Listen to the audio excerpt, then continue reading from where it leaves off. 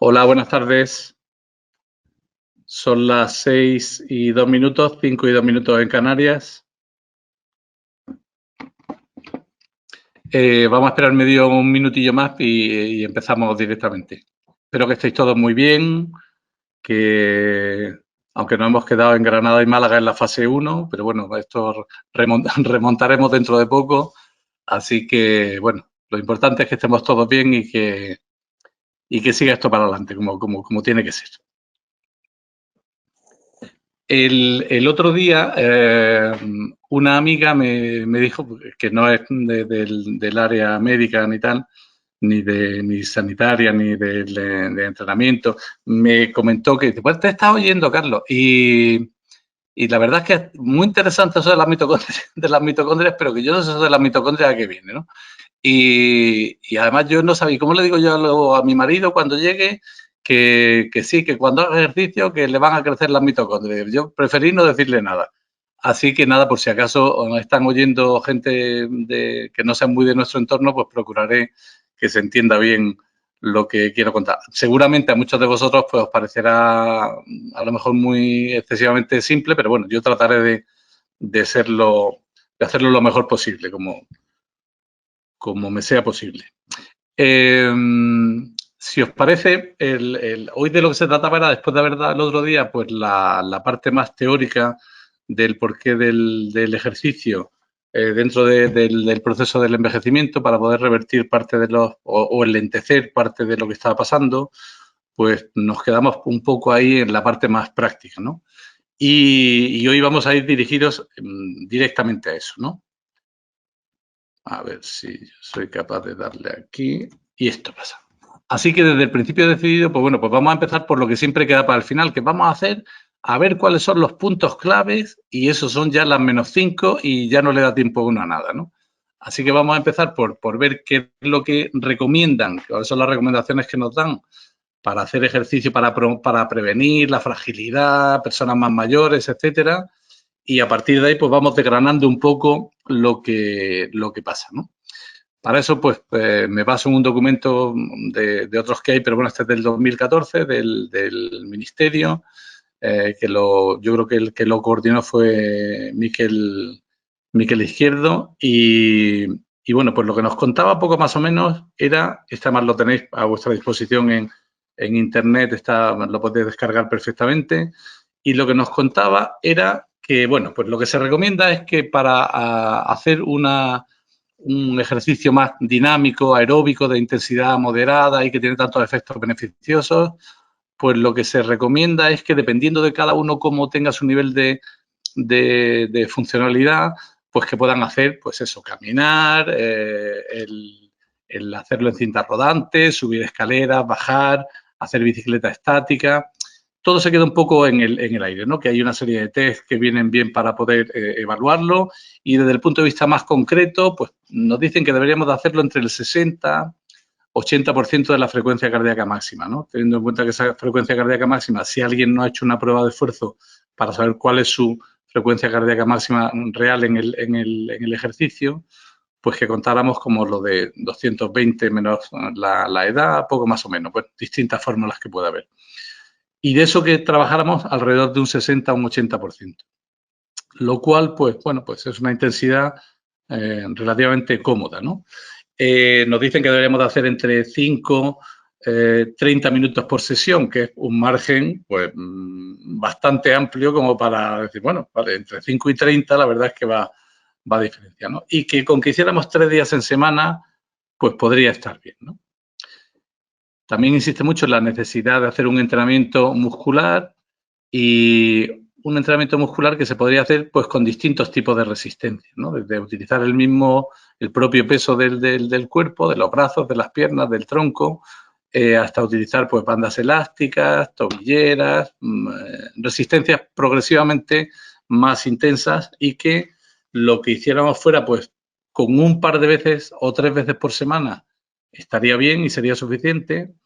Y lo que nos recomiendan es hacer entre 1 y 3 series de repeticiones que fueran de 8 o 12 repeticiones, teniendo en cuenta que fueran sobre una carga en la que nosotros pudiéramos hacer incluso hasta 20 o 30 repeticiones. O sea que lo que nos dicen es que podamos hacer un ejercicio muscular bastante controlado y bastante cómodo, dado el nivel que vamos a tener de deterioro muscular, pues que lo que podamos hacer es dar un estímulo, pero sin sobrepasarnos, ¿vale? O la importancia de la flexibilidad, de aumentar el rango de movilidad articular, ¿no? Y con ejercicios de todo tipo, con estiramientos, con yoga, o sea, superpilates, o sea, cualquier cosa de este estilo que nos viene muy bien y que lo pudiéramos hacer lo mismo, pues 2 o 3 veces por semana, que hagamos 10, 15 minutos que lo dediquemos bien a eso, que podamos repetir cada ejercicio haciéndolo muy bien, cómodo, manteniendo la postura entre 10, 30 segundos, en fin, cosas que todos sabéis bien, ¿no? Pero en todo esto, como veis, hay bastante margen en las recomendaciones generales que tenemos, por eso son generales, claro, pero todo va dirigido a que sea un ejercicio muy cómodo en cuanto a intensidad, en la que uno termine bastante bien y bastante a gusto sin tener la sensación de que me estoy esforzando mucho. Lo más importante aquí, como en casi todo, pero en esta etapa yo creo que especialmente, es la regularidad en el estímulo, ¿no? Pero claro, aquí tenemos a Doña Encarna que viene y dice, Doña Encarna es que ha estado así durante el tiempo de confinamiento con su bolso, paseando por el pasillo como Dios manda. Esa Doña Encarna como tiene que ser, esta es mi Encarna, sí señor. Pues con su bolso, para arriba y para abajo, sus tacones, y muy bien pintada como tiene que ser, como tiene que estar Doña Encarna en el confinamiento. Y como no podía venir a la consulta, pues nada, llama por teléfono. ¡Ay, don Carlos! ¡Ay, por Dios, don Carlos! ¡Qué mal momento me estoy llevando de verdad! Que hasta el bolso me pesa, mire usted. Pero, doña Encarna, ¿qué le pasa a usted? Pues mire usted, lo primero, ¡ay, el dolor! ¡Qué malamente estoy con el dolor! Mire usted, las coyunturas, ¿para qué le cuento? Y claro, cuando le pregunta a doña Encarna, pero bueno, dígame usted intensidades más o menos del dolor, entre 0 y 10. ¡Ay, qué difícil me lo pone usted, don Carlos! De verdad, entre 0 y 10, yo qué sé. Mire usted, es como un resquemor, ¿sabe usted? Que un resquemor es entre 0 y 10 es entre 0 y 2, ¿no? Digo, ¿pero un resquemor o es un recocío? No, mire usted, está entre resquemor y recocío. Es una mejilla, es como un perrillo, pero es un dolor que pa' qué, un dolor que pa' qué. Total, que tenemos que ver al final la intensidad, dependiendo de que sea un resquemor, recocido, un dolor que pa' qué, un perrillo, cuánto se nos llevará al señor, en fin, que ahí tenemos que procurar valorar bien el nivel de dolor que tiene. Pero normalmente es de lo que más se nos quejan, ¿no? Claro, se nos queja también de que estoy muy cansada. No, me levanto muerta, de que me levanto estoy muerta, de verdad. No puedo hacer nada. Mire usted, me siento a cada rato, ¿no? Y además, el subí, las coyunturas, por Dios, mire usted, las coyunturas, la rodilla, mire usted, bajar, de verdad. Para morir la que tengo cuando tengo que bajar, ¿no? Y estoy, mire usted, lo mismo pego un grito que me echó a llorar. Es que estoy de verdad en un sin vivir del todo. Y encima la tensión que me se dispara, el azúcar que me se vuelve de revés. ¡Ay! Y el colesterol no quiero ni saberlo, de verdad. Mire usted, ya cuando vaya, ya usted me mide y ya veremos a ver. Y soñar, unas pesadillas por la noche, mire usted, de verdad, qué horror. Y vamos, que no duermo nada. Total, que, claro, ahora esta criatura tenemos que conseguir que haga de todo lo que estábamos pensando, que nos parece que es tan bueno para ella, ¿no? Pero tenemos que acoplarlo a una situación en la que ella está, pues, en una situación bastante complicada y, sobre todo, bastante quejosa, como tiene que ser, ¿no? Así que, claro, cuando tenemos que empezar a decirle qué tiene que hacer, nos tenemos que dar cuenta que en esa situación hay bastantes riesgos, ¿no? Y desde el punto de vista médico, yo no soy ni especialista en educación física, ni entrenador, ni sé lo que tengo que saber. Pero desde el punto de vista médico, yo creo que lo que podemos aportar a todo esto es con qué tenemos que tener cuidado al hacer un programa de entrenamiento para saber que el resultado final que vamos a tener va a ser seguro. Entonces, tenemos que alertar un poco sobre qué puede pasar para que quien haga una buena planificación de ese entrenamiento sepa al final que tiene que tener cuidado con determinadas respuestas que pueden poner al paciente en peligro, ¿no? Y como puede tener, pues derivado de todas las patologías crónicas que tiene, cardiovasculares, metabólicas, neuropsicológicas, inmunes, en fin, de todo lo que queráis, ¿no? Pues tenemos que tener mucho cuidado, sobre todo con los eventos coronarios, con el problema de que puede tener una complicación cardiovascular. si os dais cuenta, en la mayor parte de las patologías,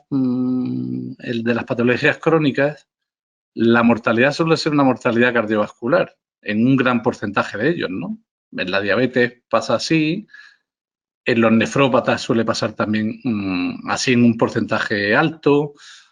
En fin, yo creo que hay que tener especial cuidado con que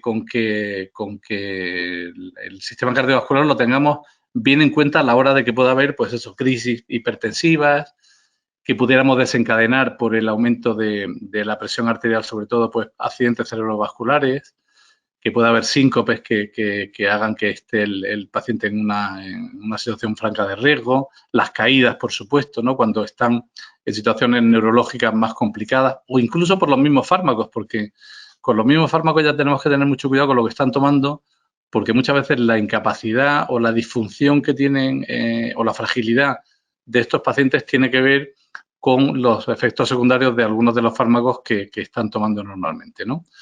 O con agudizaciones de patologías autoinmunes, etcétera, ¿no? Pero también desde el punto de vista de las patologías musculoesqueléticas, ¿no? Entonces, pues, el poder exacerbar los cuadros de dolor o el que se puedan producir fracturas, si hay una osteoporosis, o el que podamos aumentar la discapacidad porque el sobreesfuerzo a lo que nos lleve al final sea a esa situación de mayor dolor, mayor retracción, mayor rigidez y que la discapacidad pueda ser mayor, ¿no? O de debilidad muscular en general. Con todo eso tendríamos que tener mucho cuidado, ¿no?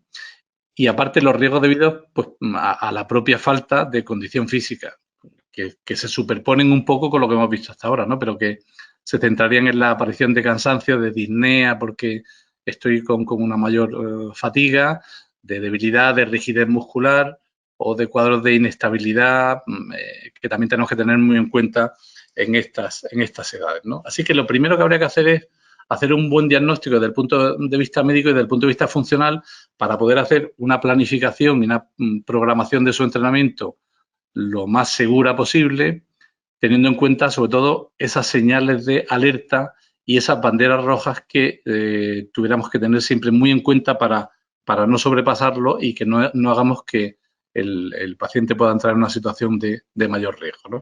Así que lo primero es que, bueno, pues que podamos tener un control de todas las patologías crónicas que tiene, con analíticas, etcétera, con lo que creamos más conveniente en cada caso.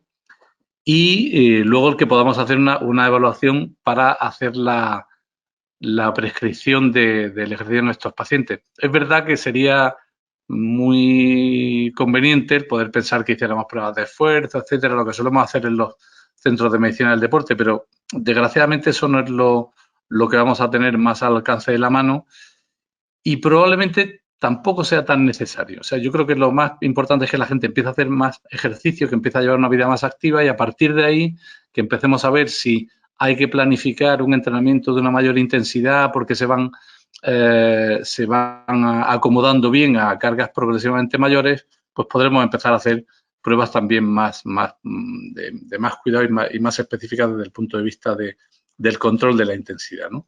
En este documento, pues ya veis que hay algunas pruebas como las que vemos aquí, en las que, bueno, pues hay test de equilibrio, de velocidad de la marcha, etcétera, pero al final yo creo que este es uno de los que podemos utilizar mejor, el Master Senior Fitness Test, que es pues, bastante cómodo y bastante completo, ¿no? En el que lo que hacemos es un poco ver cómo puede o cómo está capacitado para la persona para desarrollar las tareas de la vida normal, para hacer actividades físicas, caminar, subir, bajar, etcétera, etcétera. Para el desarrollo de sus cualidades físicas, si tiene más resistencia, si más fuerza, flexibilidad, etcétera, etcétera. Y también nos interesa desde el punto de vista de ver que si todo eso lo hacemos bien, también eso va a tener en relación con cómo podemos empezar a controlar y a revertir las patologías crónicas que tenga en base al efecto que vamos consiguiendo del propio ejercicio, ¿no? Bueno, esto tiene al final son 7 test distintos y aquí tienen los resultados que podremos ver tanto para varones como para mujeres. Y poco más o menos son los que aquí os pongo, ¿no? En primer lugar, el ver cuánto, en 30 segundos, cuántas veces somos capaces de ponernos de pie desde estando sentados en una silla. Eso tiene que ver, pues, evidentemente, con la resistencia muscular que pueda tener y con la resistencia cardiovascular, algo porque empieza a decirnos cómo respondemos durante un periodo de 30 segundos de movernos bien. Así que el que tengamos los resultados de un test como este y en esta evaluación consideran como de riesgo quien hace un valor inferior a 8 en esos 30 segundos, ¿no? Pero claro, ahí lo que tenemos que ver es con ese dato que nos da, en realidad, sobre qué tenemos que actuar para mejorarlo, porque esto es un punto de referencia, pero es un punto de referencia que habrá que decir, si ese punto de referencia tiene que ver con su resistencia muscular y con la resistencia cardiovascular discretamente, pues, ¿qué es lo que yo puedo hacer para que una cosa y otra estén mejor, ¿no? Y ahí tendría que fijarme desde la actividad que tengo a nivel de mis pies, si tengo un buen apoyo de la planta del pie y una buena activación de todos los segmentos, ¿no? Desde los pies, las rodillas, la pelvis, la zona lumbar.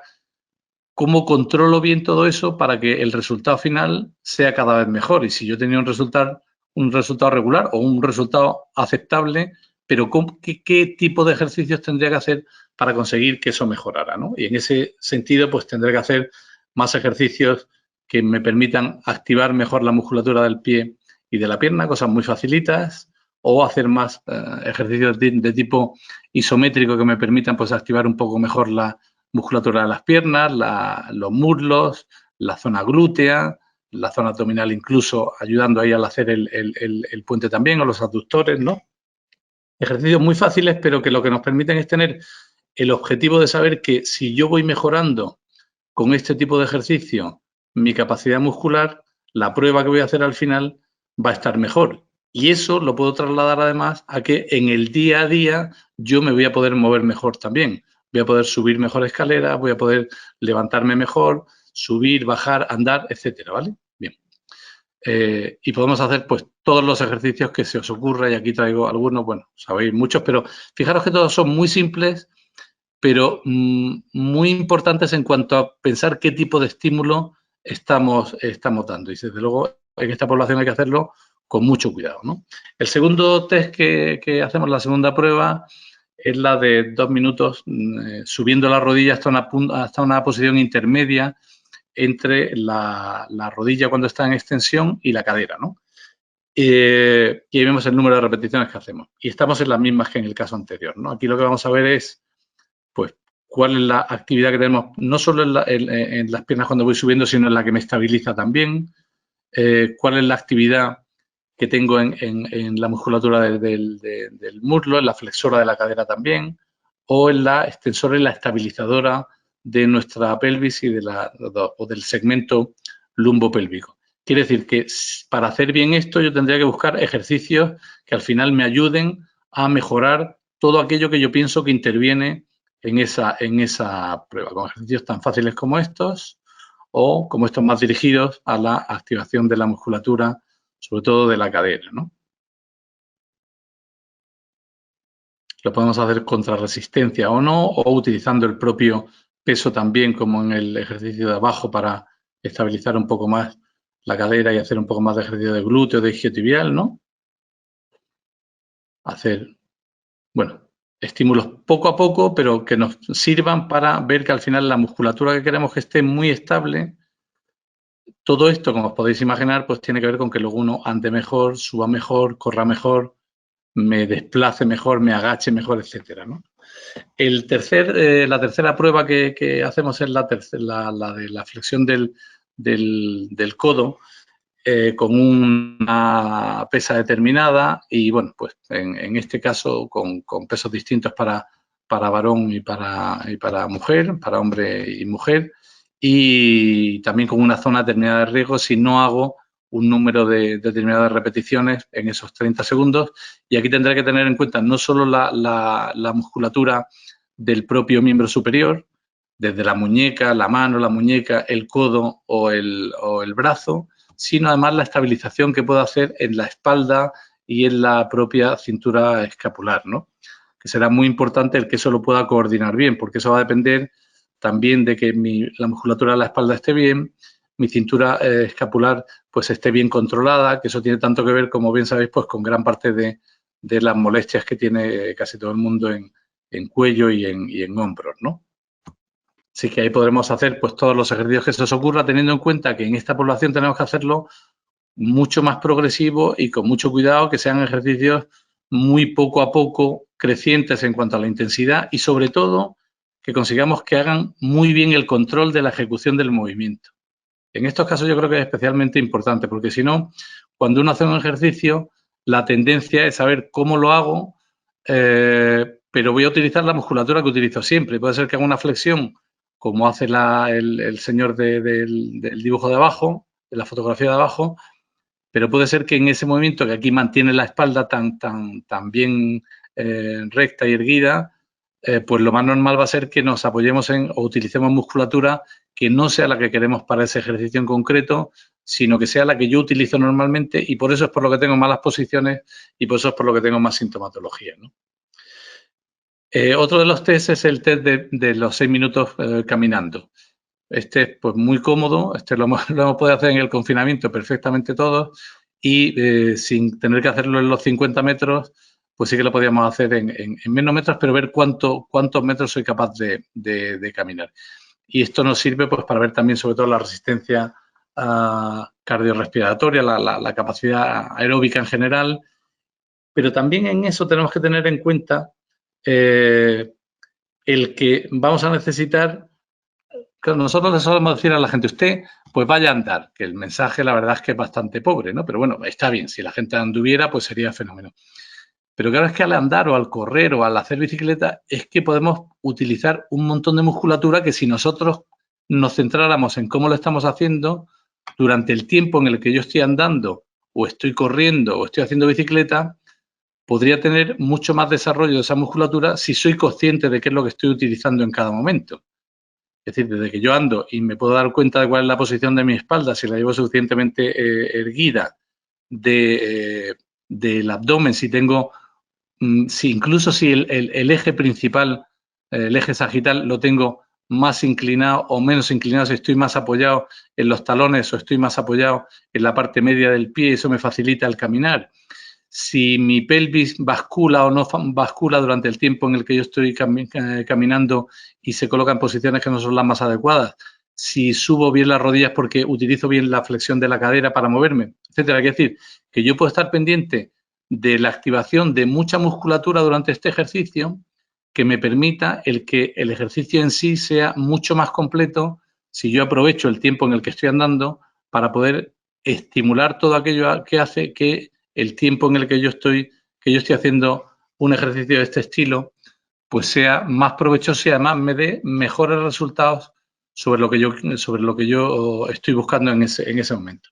A esto le podemos además le podemos ir añadiendo pues complementos como el cierto grado de inestabilidad. La misma cinta para correr ya es un elemento de inestabilidad y ya no viene bien porque en personas mayores pues hace que el estímulo sea un estímulo adicional en el que no solo camino, sino que el caminar contra una cierta inestabilidad pues también nos va a ayudar a superar gran parte de los riesgos que pueden tener esta población. El ir caminando, botando una pelota, echándola para arriba, etcétera, pues puede ayudarnos también a mejorar el equilibrio y la posición durante el tiempo en el que lo hago, ¿no? O ejercicios relacionados con la flexibilidad, ¿no? Y bueno, pues ejercicios facilitos, pero que nos permitan ver cómo puedo ir mejorando el rango de movimiento de cada una de las articulaciones. Es verdad que cuando tenemos que hacer todo esto y podemos hacer ejercicios pues, más adaptados a esta población que lo que hacemos normalmente y en posiciones que sean más cómodas, como podéis ver aquí, ¿no? Es verdad que además deberíamos de fijarnos en algo que yo creo que es importante. Cuando tenemos que hacer un estiramiento como este, en el que yo me fijo que lo que estiro fundamentalmente son los isquios, ¿no?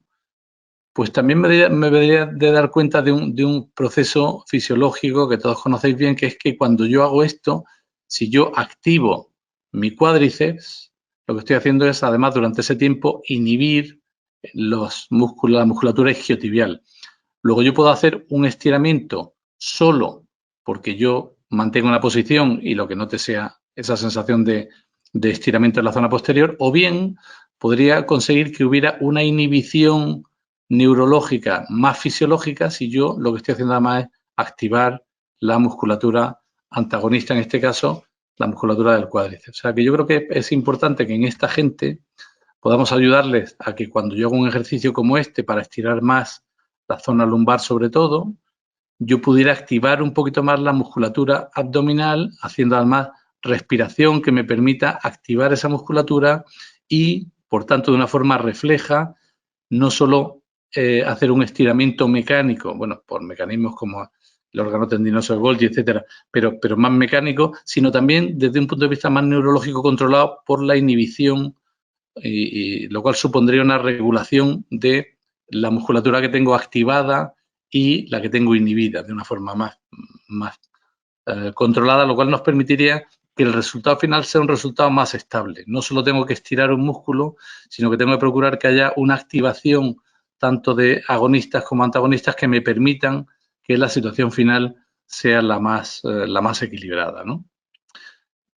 En este caso, que a mí me llama la atención que este hombre hace muy bien este ejercicio de estiramiento, pero la verdad es que es complicado que a nadie le digamos que sería más fácil el que pudiéramos simplemente pues apoyar la pierna sobre la silla cuando estamos en, a ver si sale por aquí la flecha, ahí está.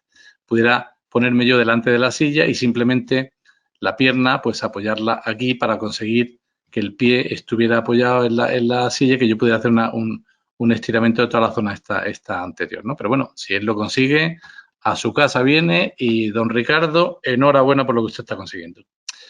Seguimos.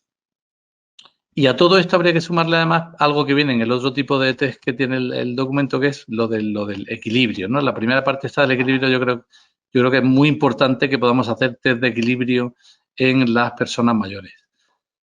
De hecho, yo creo que las pérdidas mínimas en las pruebas de equilibrio es verdad que nos ayudan a detectar de una forma muy precoz también sobrecargas musculares en general. Cuando uno está más cansado, y no estoy hablando de personas mayores, sino de personas ya de edad como yo, pues es verdad que cualquier sobrecarga muscular hace que una de las primeras cualidades que empiecen a variar sea la del equilibrio. Y en una musculatura más fatigada, pues vemos que el equilibrio se pierde con mayor facilidad si hacemos una prueba de forma regular y repetida. O sea que también podríamos utilizarlo como una forma de ver el nivel de recuperación que voy teniendo o el nivel de afectación por fatiga que voy teniendo de mi musculatura, ¿no?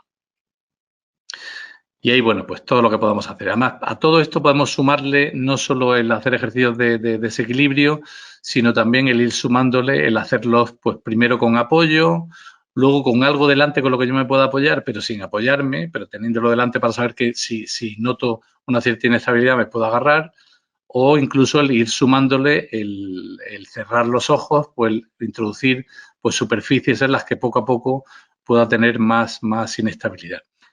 Insisto, como desde el principio, tenemos que tener mucho cuidado y mucha precaución en que los estímulos sean muy poco a poco y que consigamos que cada una de las cualidades las vayamos consiguiendo desarrollar de una forma progresiva, pero muy estable, y que el paciente, el amigo, como queramos llamarle, se encuentre cada vez con mayor seguridad a la hora de hacerlo.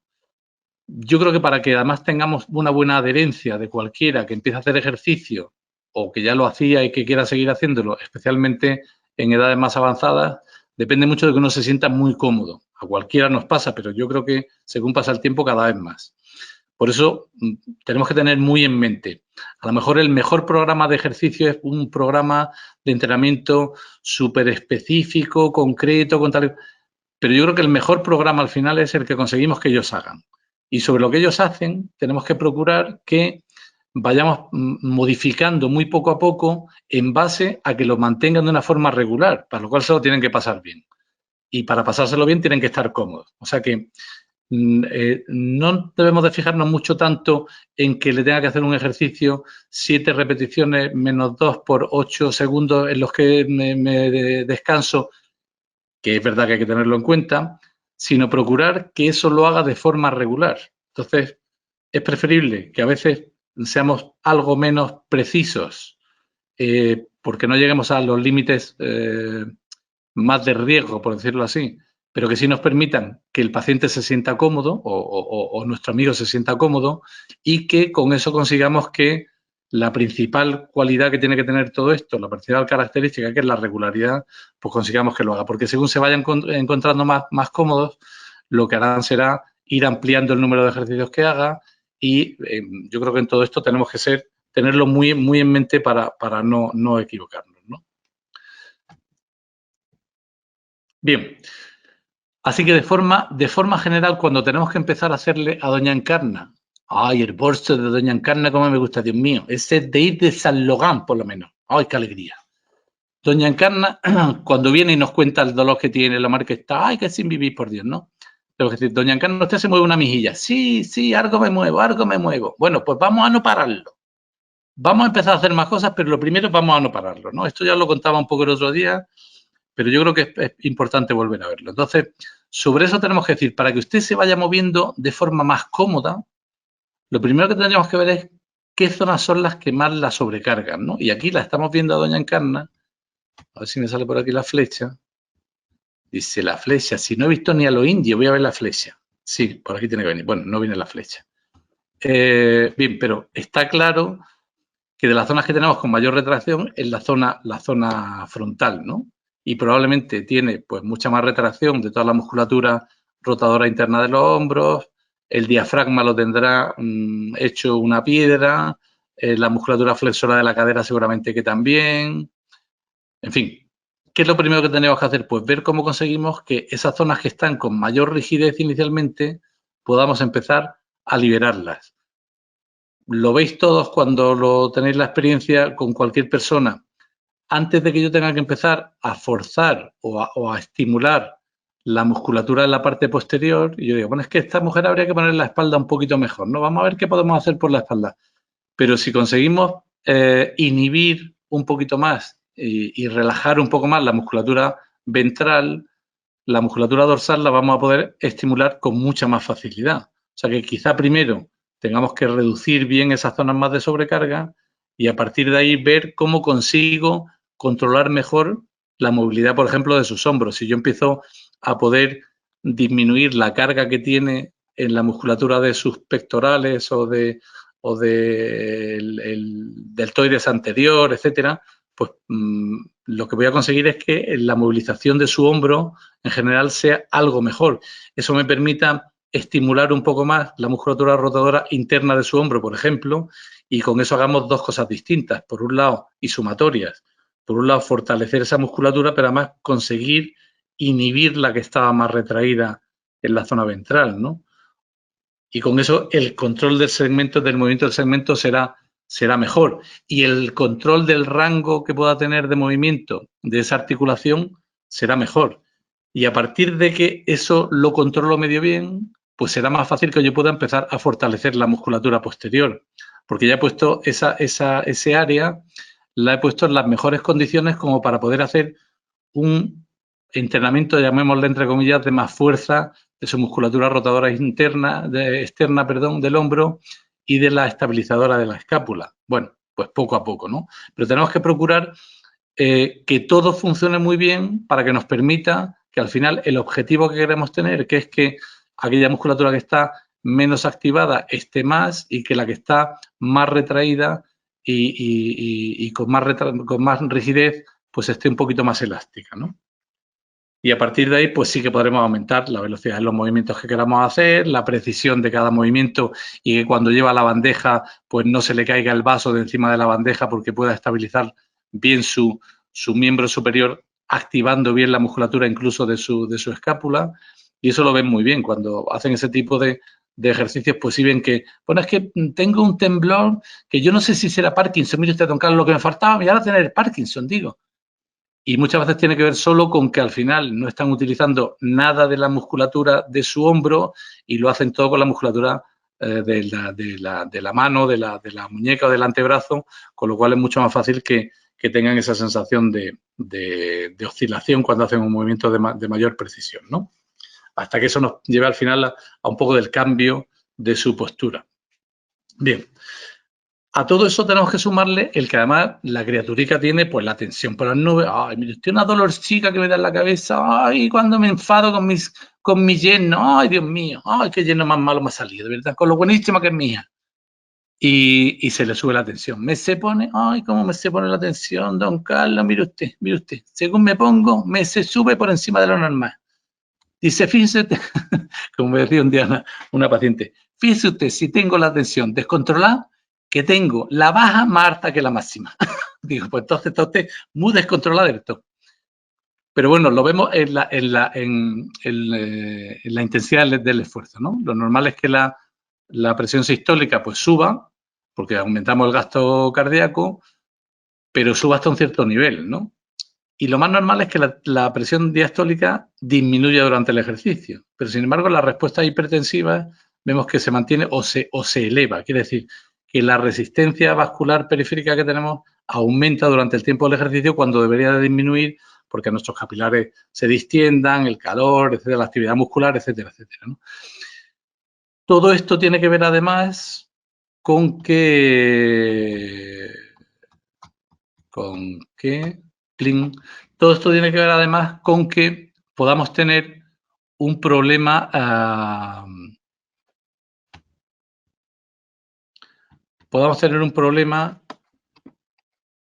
desde el punto de vista de la respuesta tensional que influya directamente en lo que nos está pasando en el corazón, ¿no? Estas son nuestras coronarias y lo que podemos ver es que nuestras coronarias funcionan mejor o peor y tienen mayor o menor placa de ateroma dependiendo de que factores como la hipertensión hagan que al final esa placa de ateroma pueda ir desarrollándose hasta tener, como aquí vemos en el último punto, pues hasta llegar a formar un trombo y poder tener un evento coronario agudo. Así que lo que pasa con nuestra tensión lo vamos a tener un poco en cuenta con el riesgo del que yo hablaba desde el inicio, que tenemos que tener tanto cuidado, que es el riesgo cardiovascular en todos estos pacientes, ¿no? Y si pensamos que lo que hacemos es, al hacer un entrenamiento, lo que estamos haciendo es ver cómo un ejercicio concreto promueve una serie de respuestas y según vamos introduciendo estímulos adicionales, pues vamos consiguiendo una mejora de nuestra forma física. Lo que tenemos que saber muy bien es cuál es el estímulo adecuado para producir el efecto adecuado de lo que yo quiero y conseguir que el estímulo repetido nos lleve a una mejora de la función de ese proceso sobre el que yo quiero actuar. Por ejemplo, si pensamos en las patologías cardiovasculares, fijaros la cantidad de efectos que tiene el que yo haga ejercicio bien controlado. La disminución de la frecuencia cardíaca, la disminución de la presión arterial, la disminución de la necesidad de oxígeno por nuestro miocardio, el aumento del volumen plasmático, el aumento de la contractilidad miocárdica. Todo esto, cada uno de ellos probablemente sería un fármaco distinto. Y sin embargo, nosotros estamos haciendo todo esto haciendo una cosa que se llama ejercicio, pero una cosa que se llama ejercicio, pero que tendríamos que tener en cuenta que se llama ejercicio, pero con cada modalidad que yo haga distinta o cada variación que haga en alguna de las variables que lo están desarrollando, yo consigo un estímulo sobre una diana distinta. Eso es lo que tendríamos que procurar controlar muy bien para saber qué estímulo doy para conseguir estimular qué proceso y cómo conseguir que ese proceso vaya mejorando en el tiempo, con la misma precisión con la que hacemos el tratamiento con un fármaco, ¿no? Fijaros, por ejemplo, si hablamos de la presión arterial, pues uno de los principales problemas es el aumento de la secreción de catecolamina, el aumento de la liberación de adrenalina y de noradrenalina, ¿no? Fijaros que con ejercicios de distinta intensidad, yo tengo elevaciones. Si un ejercicio máximo, la elevación de los niveles de catecolaminas es muy alto. Si tengo un ejercicio de menor intensidad, menor. ¿Qué es lo que pasa con todo esto? Pues que si yo hago un ejercicio de una gran intensidad, el tiempo que tardo en recuperarme de todo eso, especialmente la gente que no está bien preparada físicamente, como nos pasa a partir de una cierta edad, a lo que nos lleva a que el tiempo de recuperación sea muy largo. Sin embargo, si lo que hago es hacer un ejercicio a una intensidad algo menor, consigo que esa recuperación sea más rápida, o si lo hago a una intensidad más baja, consigo que la vuelta a la normalidad sea bastante rápida. Con lo cual yo tengo que ver, por ejemplo, si quiero ver qué efecto quiero hacer sobre la respuesta a mi presión arterial, tengo que saber que tengo que hacer un ejercicio de una intensidad que me permita, dependiendo de cuál sea el nivel de condición física de la persona que tengo enfrente. Si su nivel de condición física es bajito, lo que tengo que darme cuenta es que tengo que conseguir que pequeñas modificaciones puedan rápidamente volver a un estado normal. Si yo hago una modificación, una elevación muy alta de mis catecolaminas, voy a tardar mucho tiempo en conseguir una normalización, aparte, por supuesto, del riesgo que tengo de que se produzca cualquier complicación durante la práctica de este ejercicio. Pero fijaros, si vuelvo un poco, a ver si puedo volver hacia atrás, un poco aquí. Fijaros que uno de los efectos más importantes del ejercicio sobre la salud cardiovascular en general es el activar la función endotelial, el activar la capa, el endotelio, la capa que recubre internamente a nuestras coronarias, a nuestras arterias en general, y que tiene un efecto, cuando está en buena funcionalidad, de vasodilatación o de vasoconstricción, lo cual nos permite que mis coronarias puedan dilatarse más o dilatarse menos si esa función endotelial es suficientemente buena. ¿Cómo consigo activar la mejora de esa función endotelial? Pues para que haya una activación adecuada de ese endotelio, necesito que haya un aumento de la presión arterial que haga que se produzca un mayor cizallamiento sobre la pared, sobre ese endotelio, ante lo cual el endotelio empieza a reaccionar y a producir respuestas que lo que le permitan sea adaptarse bien a cargas progresivamente mayores sin que eso tenga ningún riesgo.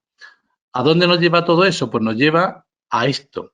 Si yo lo que hago es un estímulo bajito, conseguiré tener una activación del endotelio determinada, pero a lo mejor si lo que hago es moverme muy poco, ni siquiera tengo un aumento de la tensión como para estimular ese endotelio.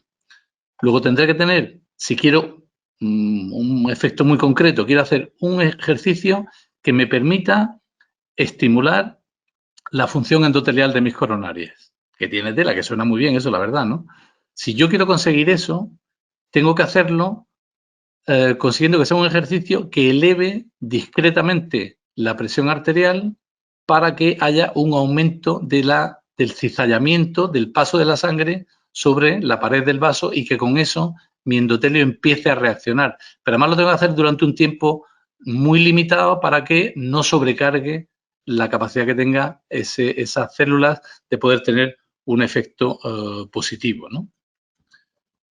Bien, al final lo que voy a conseguir con un programa más de entrenamiento bien hecho es que, por un lado, los niveles que yo tenga de catecolaminas, tanto circulantes normalmente como durante el esfuerzo, sean menores. Quiere decir, con menor carga de catecolaminas, yo consigo que mi presión arterial se mantenga bien. De tal forma que el efecto final del ejercicio en estos casos lo que nos permite es que tanto por lo que acabamos de hablar del endotelio como por los niveles de catecolaminas, el ejercicio consiga controlar mejor los niveles de presión arterial. Si pensamos en las recomendaciones generales que hay sobre todo esto, pues fijaros que lo que nos dicen es que en general el ejercicio que debemos hacer con enfermedades cardiovasculares pues serían lo mismo que estábamos viendo antes, bastante amplios en cuanto a la intensidad que podemos hacer y en cuanto al entrenamiento de fuerza muscular también que podemos hacer. ¿Qué es lo que más nos preocupa en el caso de las enfermedades cardiovasculares? ¿Con qué tendríamos que tener más cuidado? Pues sobre todo con la elevación de la presión arterial durante el tiempo del esfuerzo. Por eso dicen que tenemos que tener tanto cuidado con la buena ejecución de los movimientos, porque un movimiento en un ejercicio de fuerza no bien hecho aumenta mucho más la presión arterial. ¿Por qué? Pues porque la activación de una musculatura en exceso para hacer un movimiento lo que hace es que el componente isométrico pueda ser también mayor. Y cuando un ejercicio es más isométrico, pues eleva más la presión arterial. Cuando es un ejercicio más dinámico, el resultado de la elevación de la presión arterial es mucho menor. O sea que tengamos cuidado con que la elevación de la presión arterial no sea excesiva y esté muy bien controlada.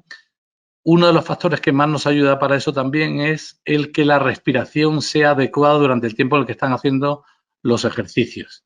Tanto el ejercicio dinámico en el que uno va andando, y por eso nos dicen, debería hacer un ejercicio que te permita ir hablando discretamente con la persona que tú tengas al lado. No llegar a cantar, pero por lo menos que puedas ir hablando. Si alguien va hablando, lo que nos dice es que la eliminación de CO2 que tenemos que tener no es excesiva, no estoy hiperventilando, porque cuando tengo que hiperventilar porque tengo un aumento de CO2 que tengo que expulsar, es porque a nivel muscular estoy produciendo mayor cantidad de ácido láctico que se transforma en mayor cantidad de ácido carbónico y que al final produce mayor cantidad de CO2 que tengo que echar. O sea que el que yo pueda andar respirando bien o no y hablando bien o no, lo que está diciéndonos al final es que a nivel muscular yo estoy produciendo mayor cantidad de ácido láctico o menor y eso hace que yo pueda hiperventilar o que no sea necesario si estoy haciendo un ejercicio más aeróbico. Pero en el caso de los ejercicios de fuerza, lo que sí tenemos que tener en cuenta es que podamos controlar bien la respiración, que mantengamos bien los flujos de expiración e inspiración durante todo el tiempo. ¿Por qué? Porque si yo hago una carga mayor y tengo que hacer una maniobra de Valsalva, tengo que contener la respiración para hacer esa movilización muscular. Las maniobras de Valsalva, en las cuales yo retraigo el diafragma, producen una gran elevación de la presión arterial. Cuando alguien puede hacer un ejercicio muscular respirando tranquilamente, eso nos está indicando que la activación muscular es mejor y que, sobre todo, la repercusión sobre su presión arterial va a ser mucho menor y podemos estar bastante tranquilos, ¿no? Fijaros, a la hora de andar, lo que os decía antes, la cantidad de musculatura que nosotros, esto está hecho a mano, que tiene mandanga, ¿no? Pero fijaros la cantidad de musculatura sobre la que yo podría actuar y sobre la que podría centrar mi atención cada día para decir, para andar mejor yo necesito empezar por mover muy bien mis pies, por tener una buena coordinación con mi rodilla, con la cadera, la espalda, mi escápula gestrental, mi diafragma que funciona no sé cómo, mis abdominales que me mantengan en una posición en la que el core lo pueda tener bien, de lo cual pues ya no hablaste y el otro día Carmen y Consuelo y Maca perfectamente, que fue un gusto oíros, la verdad. Pero bueno, porque al final todo eso podemos aplicarlo a cómo quiero yo andar más rápido y que además de que ande más rápido, me permita disfrutar más de lo que estoy haciendo, porque no voy a tener una sensación de sobrecarga excesiva, ¿no? Y otra de las cosas que nos interesa mucho como patologías crónicas es el síndrome metabólico. Doña Encarna, usted de síndrome metabólico no tiene nada, porque usted está estupenda. Dice, yo no, pero mi Manolo, mire usted cómo está. Ay, hermanolo, cómo está la barriguilla cachao. Y en el síndrome metabólico tenemos todo esto, ¿no? La hipertensión, obesidad, dislipemia, resistencia insulínica, sobre todo la dislipemia centrada en que hay en niveles más bajos de HDL y hay una hipertrigliceridemia, ¿no? Sobre todo. Bien, esto es muy frecuente que lo veamos también y que lo vemos en personas mayores. Así que en este cuadro un poco que veríamos un poco todo lo que tengo que hacer para abordar todo el complejo metabólico, ¿no? Fijaros, cuando hacemos una prueba de esfuerzo, si nosotros hacemos una prueba de esfuerzo con ergoespirometría y podemos saber cuál es su consciente respiratorio, es decir, la relación entre el oxígeno que necesito y la cantidad de CO2 que produzco, pues podríamos saber cuál es el porcentaje de utilización de hidratos de carbono o de grasas, como bien sabéis, ¿no? Y fijaros que al nivel este, que sería aproximadamente el del umbral anaeróbico, pues yo utilizo un porcentaje de hidratos de carbono importante y otro de grasa bastante bajo, ¿no? Pero decimos a la gente que por ahí es donde debería hacer el ejercicio, incluso un poquito por debajo, ¿no? Sin embargo, si lo hiciera por el umbral aeróbico, pues lo que me encuentro es con una gran activación de la grasa, del metabolismo graso para producir energía y muy baja de los hidratos de carbono. A fin de cuentas, tenemos que pensar que cuando la gente vaya a hacer ejercicio, no tengo que pensar solo en qué va a gastar durante el tiempo en el que está haciendo ejercicio. El ejercicio no tiene que ser solo cuánta grasa soy capaz de gastar, sino cuánto soy capaz de estimular una vía metabólica u otra, porque si yo estoy media hora estimulando muy bien una vía metabólica, eso me va a servir para el resto del día.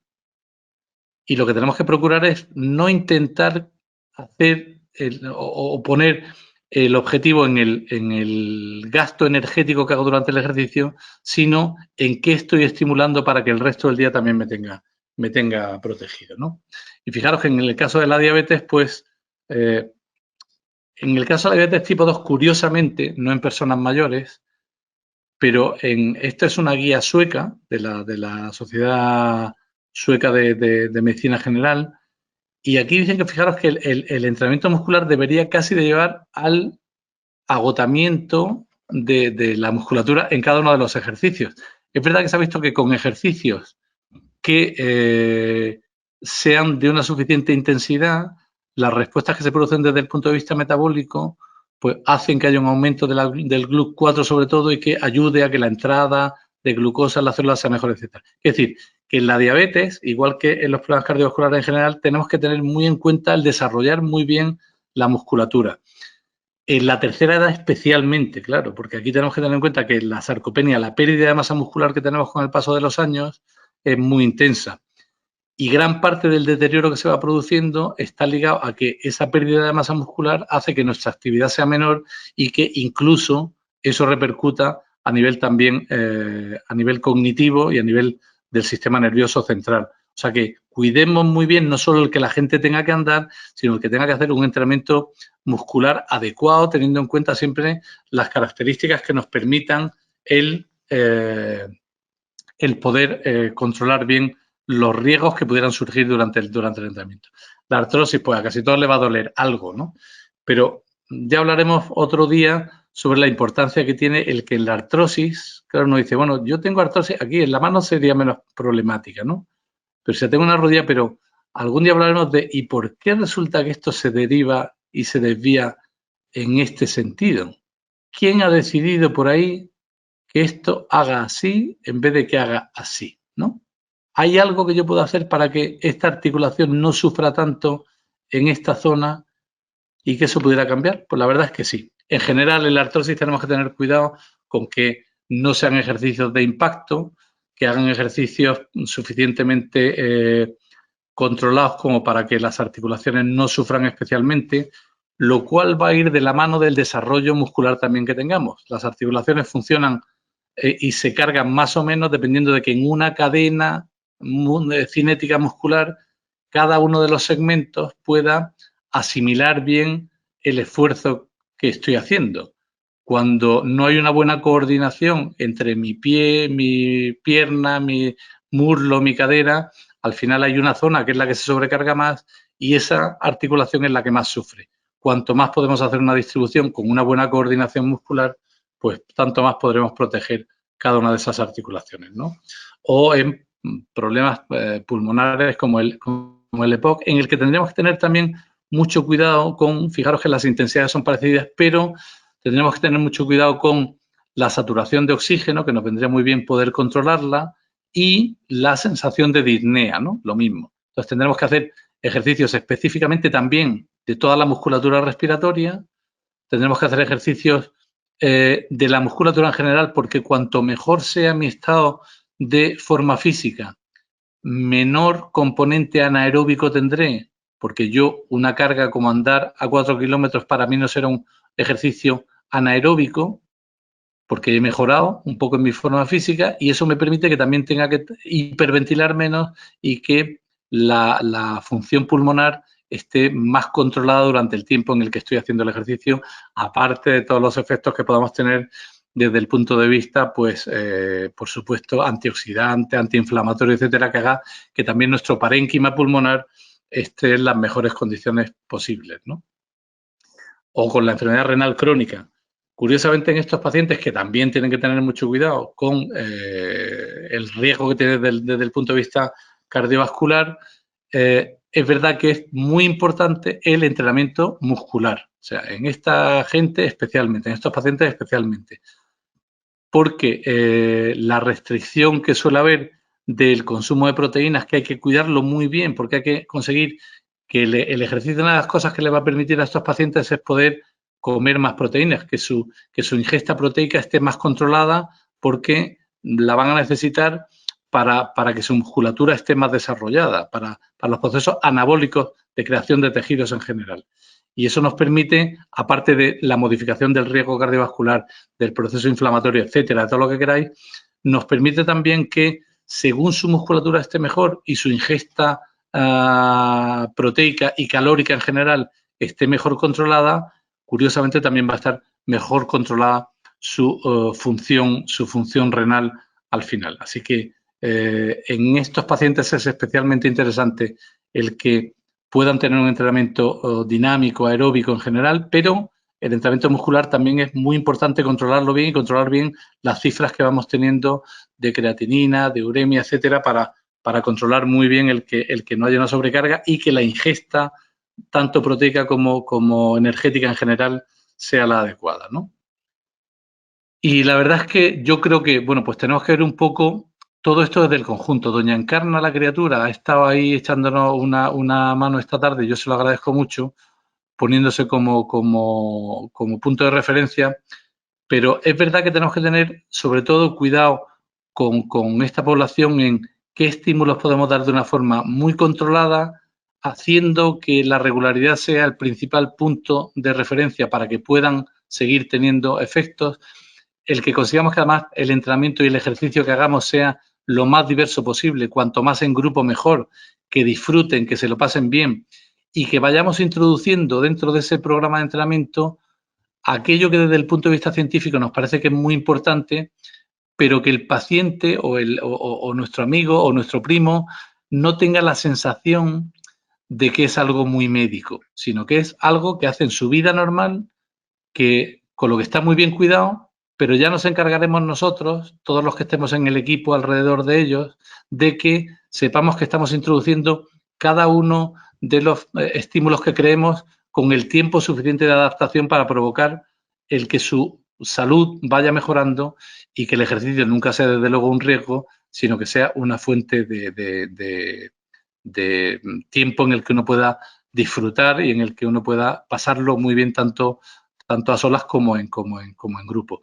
Y yo creo que esa es la función general, el que consigamos entre todos que la gente se adhiera porque realmente se lo pase muy bien y que con eso, pues al final, tanto disfruten ellos como disfrutemos nosotros sin tener que medicalizar nada de esto, que yo creo que sería un error. Tenemos que estar alrededor, pero sin intervenir desde un punto de vista médico. Si hacemos que estos procesos sean muy médicos, pues yo creo que la gente lo verá como un tratamiento y no como algo que incorpora a su vida con lo que disfrute, que es lo que tenemos que procurar que pase en nuestros pacientes. Pues nada más, muchas gracias y pasamos a ver si podemos ver preguntas o no. Tenemos pocos minutos para preguntas. En el caso de que no pudiéramos o no hubiera ahora muchas, tenéis mi correo de todas formas para todo lo que queráis, por supuesto. Carlos, ¿Sí? nos preguntan, por ejemplo, ¿qué ejercicio recomienda usted para pacientes con artritis reumatoide? La artritis reumatoide es muy compleja, ¿no? Y es verdad que el ejercicio es de las cosas que más las mejora. Pero para hacer cualquier tipo de ejercicio en artritis reumatoide, primero tenemos que controlar que haya muy buena coordinación del segmento que queremos hacer. Primero, el que no pueda moverse en general está muy bien. Si nos podemos apartar o hacer un ejercicio más distal a la zona que tenemos más comprometida, mejor, porque lo que conseguiremos es que si yo tengo el proceso artrítico, lo tengo fundamentalmente en la rodilla, si yo consigo primero una mayor estabilidad de la pelvis y del segmento lumbopélvico en general, conseguiré que mi rodilla a la hora de moverse tenga menor carga. Pero lo que sí tenemos que conseguir es que cuando hay mucho dolor en una zona, nuestro cerebro solo ve dolor. Y lo que tenemos que conseguir es que cuando yo tengo una zona muy dolorida, lo primero que voy a empezar a activar es la musculatura alrededor más próxima a esa articulación. En el caso de la rodilla, lo más normal es que nosotros activáramos más la musculatura de nuestro cuádriceps, por ejemplo, pero la zona más proximal a la rótula. Y probablemente estemos haciendo una activación muy baja del resto del cuádriceps, con lo cual tendremos que procurar que haya una buena coordinación del movimiento que nos permita que sea un movimiento muy libre, lo más libre posible, y que nos permita devolverle a esa articulación pues cuanto más normalidad en el movimiento mejor, sin que tengamos que tener ninguna prisa. Podemos empezar con rangos mínimos, podemos empezar solo con notar que la articulación la siento y que puedo empezar a hacer ejercicio solo isométrico muy bajito, pero que empieza a controlar lo que pasa ahí, porque si no el dolor hace que el control de esa articulación sea extremadamente complejo. Así que no tengamos ninguna prisa en la aceleración del proceso de entrenamiento, pero sí el que el paciente se vaya encontrando muy confortable en cada uno de los pequeños avances que vaya consiguiendo. Tenemos otra pregunta de Toñi que nos pregunta Gracias, para una población de personas mayores de 85 años dentro de un centro residencial, ¿qué ejercicios de todos los que hemos visto en la presentación cree que serían más fundamentales? Bueno, yo creo que de todo un poco. O sea, una población, en una población de ese estilo y en una residencia, yo creo que lo más divertido es hacer el ejercicio en grupo, ¿no? Y si te pones a hacer cualquiera de los ejercicios que veíamos por ahí, de subir una pierna, hacer lo otro, pero lo haces en un corro, en el que estén todos y en el que cada uno va viendo lo que el otro hace, lo que tal, yo creo que eso es lo más divertido posible. Tenemos que procurar que haya mucha interacción entre unos y otros, ¿no? Y claro, evidentemente una población así, sin saber que sí ni que no, pues lo que tenemos que procurar es individualizar. Pero dentro de la individualización tenemos que procurar que todo el mundo se sienta parte de aquello, ¿no? Entonces, el hacer cualquier tipo de ejercicio, yo creo que hay que hacer de todo. Hay que hacer ejercicios de tipo más dinámico, eso, el andar, el hacer algo de bicicleta, el poder caminar sobre el mismo terreno, pero hacer ejercicio de entrenamiento muscular con cargas que pueden empezar a ser solo con el propio peso, por supuesto, estiramientos muy suaves como hemos visto ahí, o mucho ejercicio de coordinación haciendo juegos además entre ellos, que yo creo que eso es muy divertido y que nos permite estimular la musculatura, nos permite estimular la coordinación, nos permite estimular el equilibrio y yo creo que eso es la verdad bastante interesante, pero yo creo que podemos hacer un poco de todo con todo lo que hemos visto por aquí y acoplarlo y hacerlo muy diverso y que cada día se lo pasen bien haciendo cosas distintas, ¿no? Muy bien, tenemos poquito tiempo, pero creo que nos da tiempo a un par más, corrígeme si me equivoco. Sí. Alejandro nos pregunta qué importancia le da usted al entrenamiento neurosensorial. Pues muchísimo, Alejandro, la verdad, esa pregunta es estupenda. Menos mal que no habíamos quedado antes, pero me viene muy bien que la hagas, ¿no? Pero es un poco esto que estoy diciendo, o sea, al final lo que lo rige todo, fijaros que hasta Pablo Motos se ha dedicado a dar consejos de este estilo, que está estupendo. Pues yo creo que lo que consigue en 10 minutos en el hormiguero, pues probablemente nos ha dando 250.000 charlas, no llegamos ni a la 10ª parte de gente, ¿no? Pero es verdad que al final nuestro cerebro es el que maneja absolutamente todo y es el que decide que yo quiero hacer ejercicio o no, que me lo paso bien o que no me lo paso bien, ¿no? Y la relación entre la activación sensorial que tenemos en general y la respuesta de nuestro sistema nervioso central es clave. Por eso, hay veces que nos sorprende el que ejercicios, por ejemplo, en el caso de lo de la artritis reumatoide de antes, ¿no? Hay veces que solo con poder hacer ejercicios muy suaves de hacer roce sobre una articulación simplemente para sentir la piel, ¿no? Ese estímulo ya hace, cuando lo mantenemos durante un tiempo y es agradable, ya hace que la respuesta muscular que empezamos a tener en esa zona sea distinta. Pero que la respuesta que tengamos desde el punto de vista, por ejemplo, del sistema neurovegetativo también sea distinta.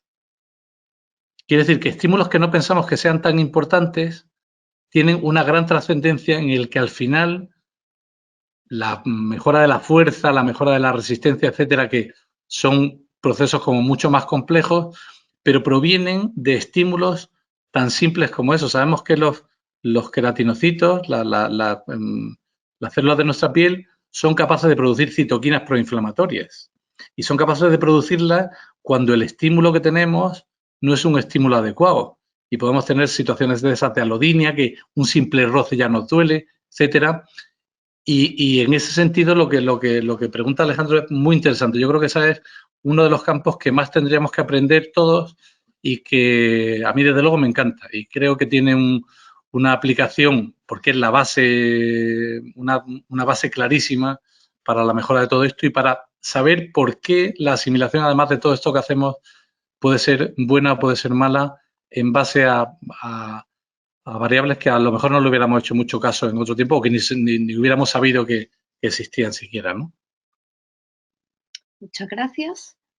¿A usted? Y por último, vamos con la pregunta de Rubén López, que nos pregunta qué opina de la restricción de flujo sanguíneo para fortalecer la musculatura en mayores. Pues la verdad es que no tengo mucha experiencia. Yo, en general, creo que la musculatura de los mayores ya suele estar en un cierto nivel de presión que produce una cierta restricción, ¿no? Con lo cual, el poder hacer, pero la verdad es que no tengo ninguna experiencia en cómo hacerlo ni los resultados que hay, ¿no? Yo creo que para conseguir ese nivel y que se pudiera hacer ese tipo de estímulo, sería necesario, primero, adaptar bien la musculatura. Y cuando lo hubiéramos podido adaptar un poco más, ese estímulo, desde luego, es un estímulo que hay que tener en cuenta y que bien controlado tiene unos resultados pues, que son muy, muy interesantes.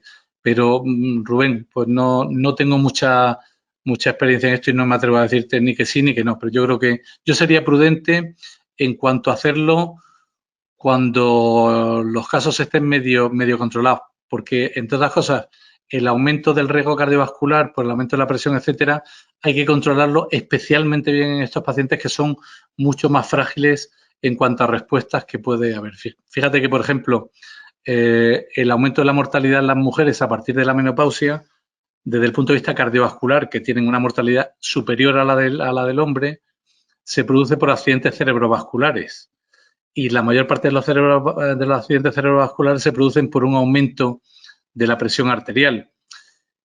Y además el deterioro y la atrofia que se produce a nivel del encéfalo y de los vasos en esa zona, pues tenemos que tener mucho cuidado con que cualquier aumento de la presión que en otra persona pues no tendría mucha importancia, en esta tenemos que tener más cuidado. Yo no digo que sea mejor nivel porque no controlo esta técnica, ¿no?